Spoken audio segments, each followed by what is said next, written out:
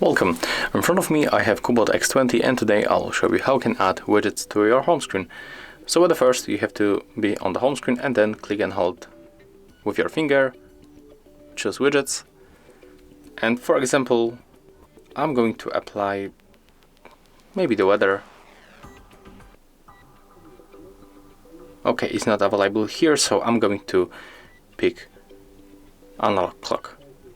So we have to click and hold it, and after that drag to your screen, for example in this place.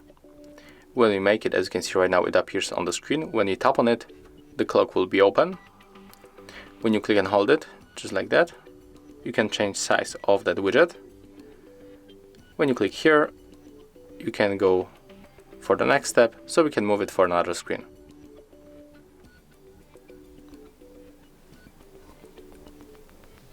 When you click and hold it again, you can remove that widget by dragging for the remove.